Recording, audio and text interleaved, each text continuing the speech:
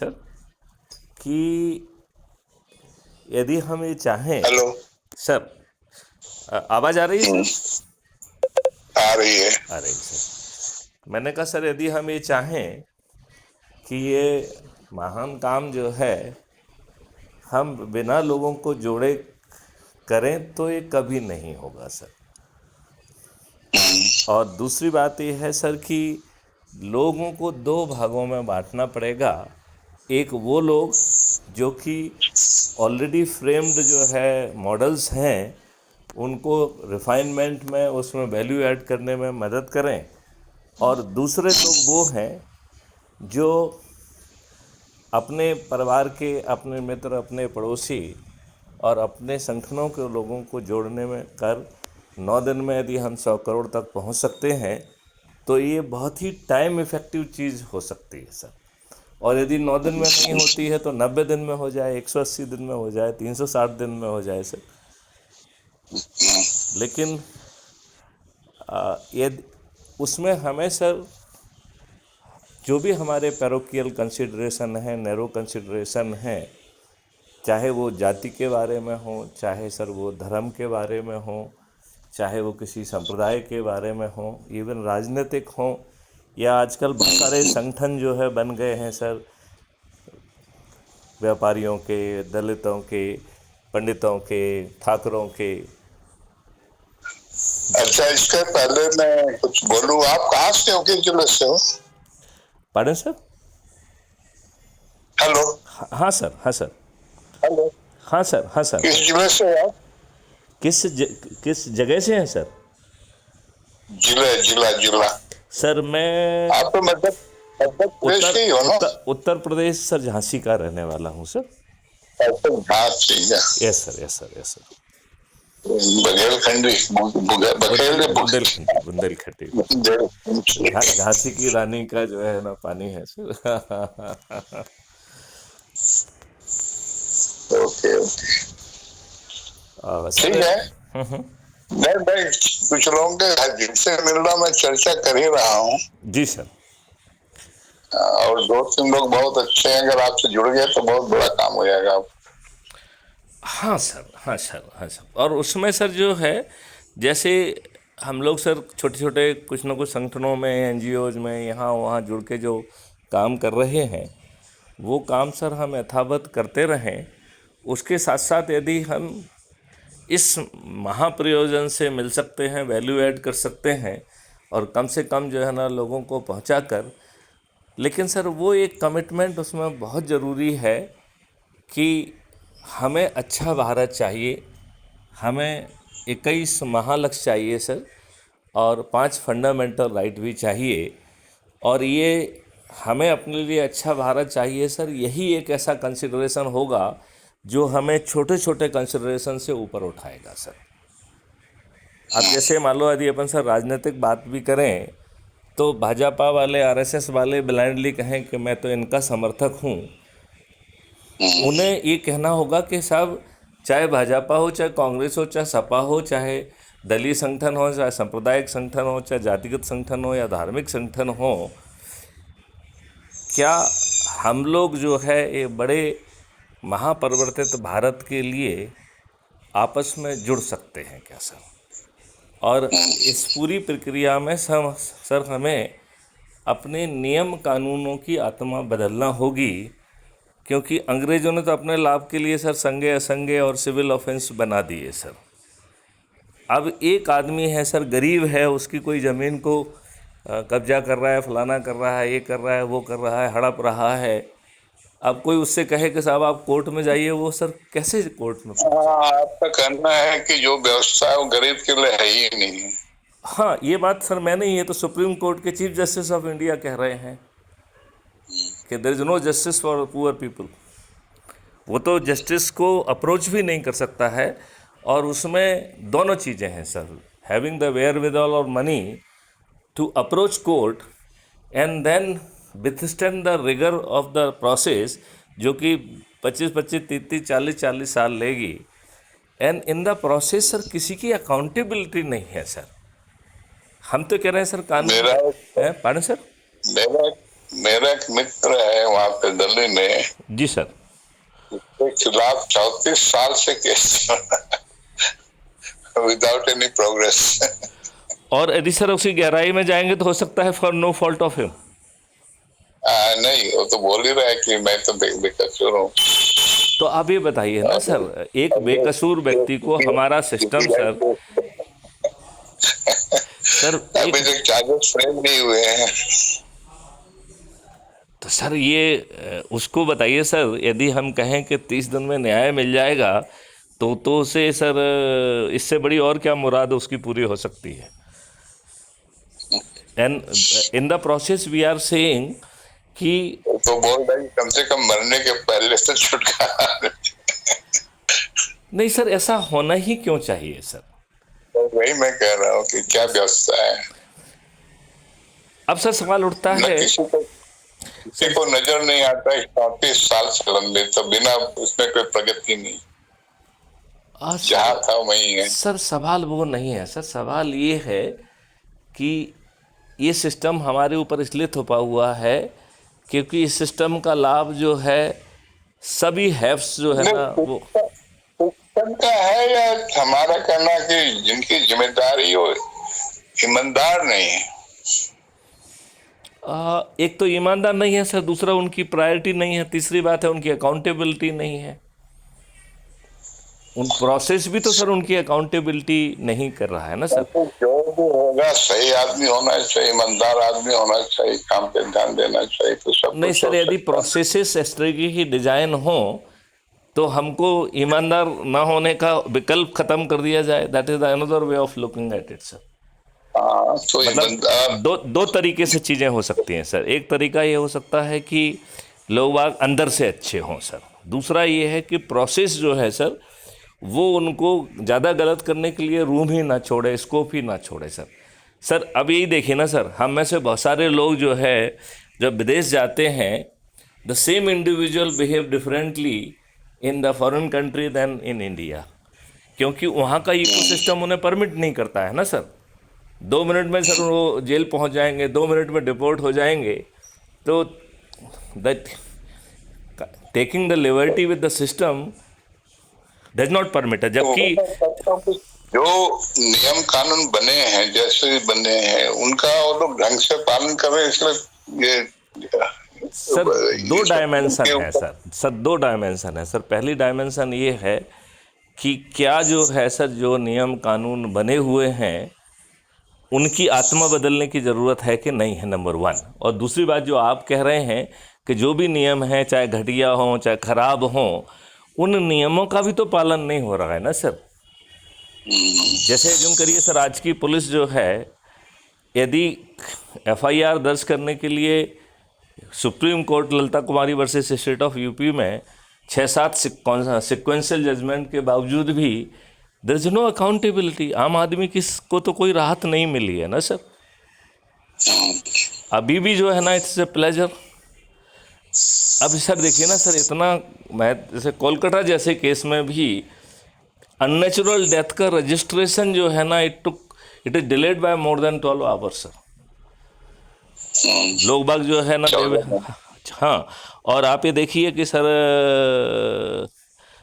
Father को sir access नहीं दे रही, 3-3 4-4 घंटे सर वो वेट कर रहा है। जो प्लेस जो है of incidents that is being manipulated. इतना सर वही मैं कहता हूँ कि हम लोग जो यहाँ बैठे हैं, hello, yes sir, yes sir, hello, yes sir, yes sir, yes sir, yes sir, हम लोग जो यहाँ बैठे हैं, जो सुन रहे हैं, जी वो बहुत स्पष्ट हो जाता है कि मर्डर है कि नहीं है। अब वो सुसाइड का चक्कर कैसे चला सकते हैं हमको तो समझ में नहीं आता। वो भी अस्पताल में इतनी चोटें, इतना वो फैले हुए पैर और इतनी इंजरीज, और उसमें सर इतना ज़्यादा स्पर्म जो है पाया गया है सर कि that is not possible even by the multiple intercourse. तो वही मैं कह रहा हूँ कि इसमें जो एक तो पुलिस वाले वाकिफ रहते हैं, मेडिकल वाले वाकिफ रहते हैं, वो उसको सुसाइड दिखाने की कोशिश कर रहे हैं। सवाल ये है सर कि आज अकाउंटेबिलिटी है किसी की sir? Whether anybody has been question कि भैया आपने एफआईआर क्यों दर्ज कराई गई? जो प्रिंसिपल है सर वो उसको। मैं ये कह रहा था, जी सर। एक तो हम लोग को ये दिखलाना चाहिए ना, जैसे कि हम पुलिस रिफॉर्म्स की बात करते हैं, पुलिस तो रहेगी ना सर। पुलिस अकाउंटेबिलिटी की जरूरत है। जहां हम पुलिस की इंडिपेंडेंस की बात कर रहे हैं, वहीं हमें पुलिस की अकाउंटेबिलिटी की बात करना पड़ेगी सर। नहीं, वही मैं कह रहा था। जैसे मैं एक दिन बात कर रहा था आपके एक रिटायर्ड डीजी से। जी सर। डीजी से। जी सर। ठीक है ना, नाम तो नहीं बता। जी सर। जी सर। तो मैंने एक ऐसे मुद्दा उठाया कि आप बताइए, जो आपके केसेस से कन्विक्शन का रेट तो बहुत कम आता है। जी सर। तो क्या सुपरविजन में कमी है? जब जो केस बनाते हैं क्या है? तो उनका एक उत्तर था, मुझे सुनकर तज्जुब हो गया है। क्या कहा सर? उनकी एक दवा है, अगर जुडिशरी स्ट्रिक्ट हो जाए इन पे पुलिस वालों पे, तो मैंने कहा फिर आप लोग क्यों? नहीं सर, उनके से पुलिस वाले ठीक हो जाएंगे। 5 अकाउंटेबिलिटी हैं sir. One is the legal accountability and our present law set, जिसको यदि हम घटिया भी कहें तो वो सर जो है सिक्वेंशियल 5 रेमेडी को अवेलेबल कराता है। पहली रेमेडी है कि आप जो है 154(1) में थानेदार के पास जा रहे हैं सर। दूसरा है 154(3) में SP has given the very vast power कि वो जिस किसी को भी जांच देगा ही will get all the power of SHO for that case. इसका मतलब है नेता ने किसी थानेदार को पोस्ट किया है, 154(3) के कारण वो थानेदार की जो वो है वो सर बहुत जो उसकी न्यूसेंस है या वो कहें साहब क्या करें, तो एसपी किसी को भी जांच दे सकता है। The only condition that he should be he should be subordinate to SP, that's all. And यदि उसको इन्वेस्टिगेशन दिया तो he will get for this particular case all the power of SHO. Now second 154(3) हो गया। Then यदि मान लो SP भी नहीं सुनता है तो सर 156(3) सीआरपीसी में कोर्ट को पावर दिया गया है to take the cognizance sir and direct for the cognizance sir. Then sir same power जो है 482 में हाई कोर्ट को दिया गया है sir. And then by virtue of the contempt and PIL, then finally the Supreme Court also could invoke successfully its own jurisdiction also sir। तो ये तो सर 5 जो है ना मेथडोलॉजी हो गई है for legal option sir. Then जो सेकंड बात जो आप कह रहे थे कि सीनियर ऑफिसर किस बात के लिए हैं, तो जो सेक्शन 36 CRPC है that gives the similar power as well as accountability to the all senior officer, DIG to GG, everybody is having that responsibility under section 36 of the CRPC, and that is and on the top of it administrative accountability। फिर देखिए sir इसके बाद जो है विधानसभा और लोकसभा में जो question पूछे जाते हैं तो उसके तहत जो है ना there is a legislative accountability also sir. And finally sir जो है there is a constitutional accountability also कि यदि there is a failure of constitutional machinery, सभी प्रावधानों के बावजूद भी सब मिलके भी जो है ना आपको राहत नहीं दे रहे हैं, then it tantamount to failure of constitutional machinery and such state government could be summarily dismissed under Article 356। तो सर सवाल उठता है कि प्रेजेंट लॉ में अकाउंटेबिलिटी का, और दूसरा आता है कि हम ये जो है स्वतंत्रता दिवस मनाने का जो फेक आइडिया है, हमने अपना तंत्र तो स्थापित नहीं किया है, हमें सर अपनी आत्मा जो कानून है उसकी आत्मा बदलने की ज़रूरत है। And state is having the sovereign responsibility. नहीं, कानून कानून तो आप बदल देंगे, अच्छा से अच्छा कानून बदल देंगे, लेकिन जिसको करना है अगर उसकी नियत ही ठीक नहीं है तो फिर क्या होगा? ओ सर, ना ये पुलिस वालों के हाथ में होगा, ना ही जज के हाथ में होगा, क्योंकि इतनी कैप्चरिंग ऑफ एविडेंस उसमें इन्वोक की गई है। और जो भी सिस्टम में हेल्प करेगा उसे जो है सर रेवेन्यू स्ट्रीम भी मिलेगी, और इतने एविडेंस कैप्चर किए जा सकते हैं जो आज की पुलिस सोच भी नहीं सकती है। Make the provision for that sir, it is doable. थाने में सभी में सीसीटीवी लगी गई है, एक मैंडेटरी कर दिया जाए कि साहब जैसे ही आप थाने में घुसेंगे your recording including with the microphone it should be the part of FIR. और हम तो ये कह रहे हैं सर, पुलिस वाले की क्या ज़रूरत है एफआईआर के लिए?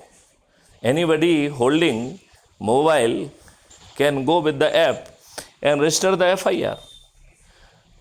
ज़्यादा क्रेडिबल एफआईआर होगी। और साथ में जो है lawyer can also join to give the input on the legal things. Forensic person can also join to give the forensic suggestion also.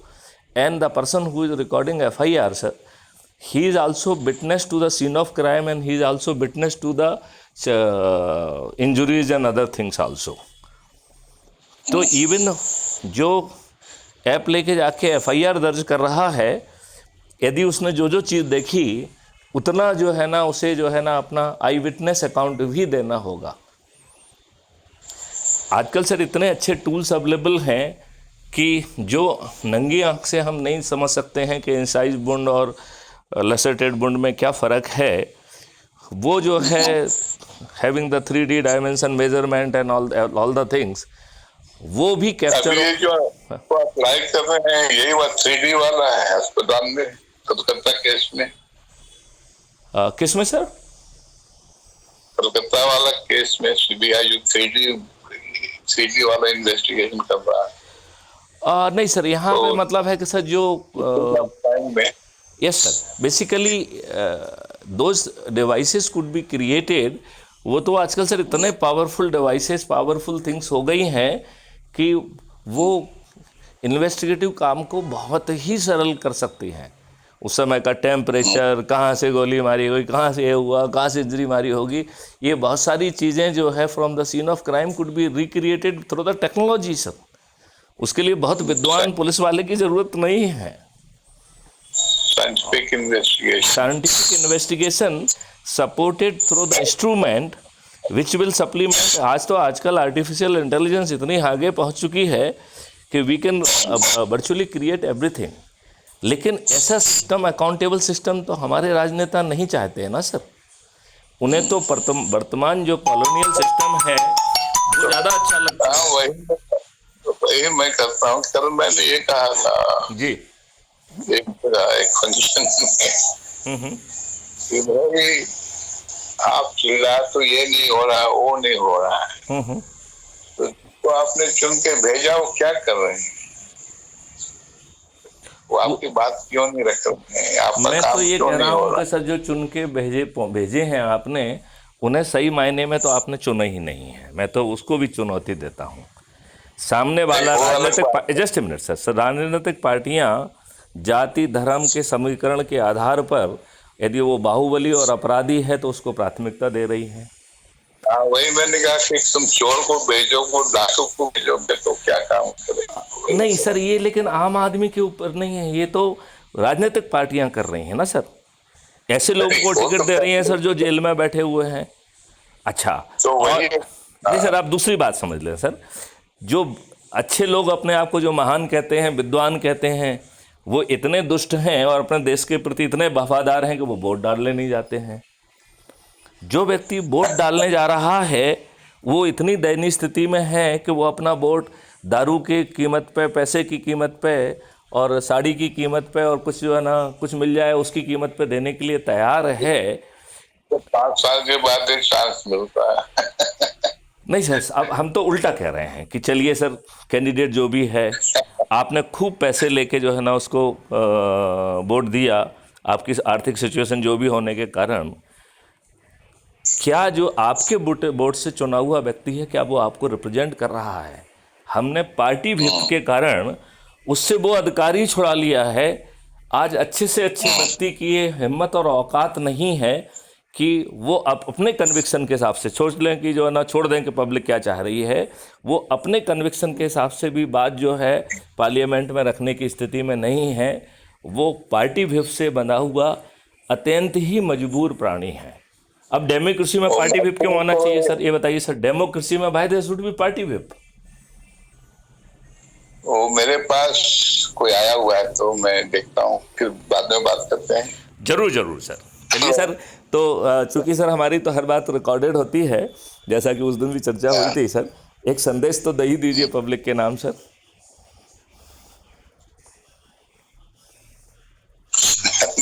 इस समय क्या चलिए सर, तो फिर आप बात कर लीजिए अपन सर, फिर आगे आगे बात रखेंगे और देखेंगे सर हम लोग क्या कुछ कर पाते हैं नहीं कर पाते हैं सर। कम से कम सोच और चिंतन रखना भी अपने आप में बड़ी बात है। वही मैंने कहा, बिना सोच और चिंतन के तो आगे बढ़ ही नहीं सकते हैं, तो कम से कम इतना तो कर ही सकते हैं। बिल्कुल कर सकते हैं सर, बिल्कुल कर सकते हैं सर। चलिए सर, अभी इस वार्तालाप को यहीं विराम देते हैं सर। जय हिंद, जय भारत, वंदे मातरम, जय गुरुदेव।